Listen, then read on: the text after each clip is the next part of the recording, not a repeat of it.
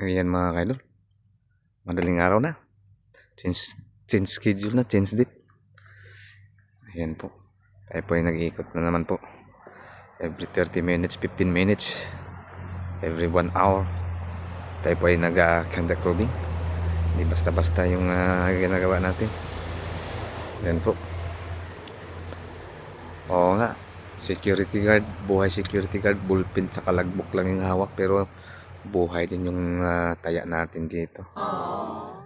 Paano kaya kung kalaban natin ay hindi lang ahas saka lamok? Paano kaya kung mapasukan tayo ng mga armado? Di ba? Buhay din ang taya natin dito. Hindi basta-basta yung buhay security guard, mga moms o mga kaidol.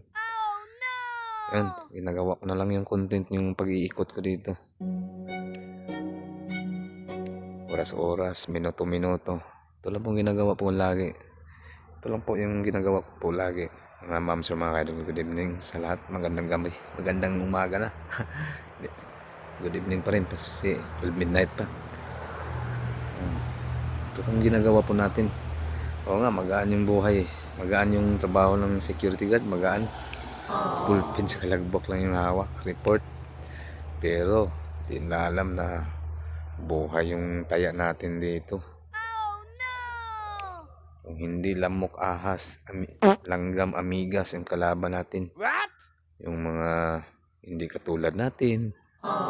Yung sa pag-iikot natin, di basta-basta. Pasukan din mga armadong tao. May mga baril. Ayun. Diba? Yung buhay mo dyan, 50-50 na. Kasi yung kalaban mo dyan, di armas na. May mga baril na. O katulad dito, wala. Safety. Yung kalaban mo na naman dito, yung kalaban mo na naman po dito ay isang mga hayop. What? Mga insekto, ahas, langgam, at ano-ano dyan. Kasi matataas yung mga bakuran dito pero hindi pa rin magkumpiyansa. Ingat pa rin tayo sa ating area. Ikot po yung video natin. Okay, malabo. Paliwanagin mo. Ayan, adjust mo, adjust. Sana all. What?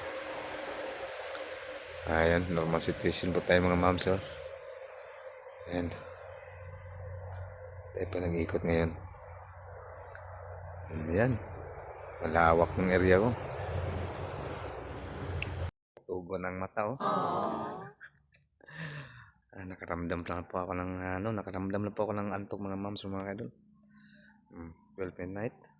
Sobra na, mag 1 AM na. Ayan. Ito po tayo.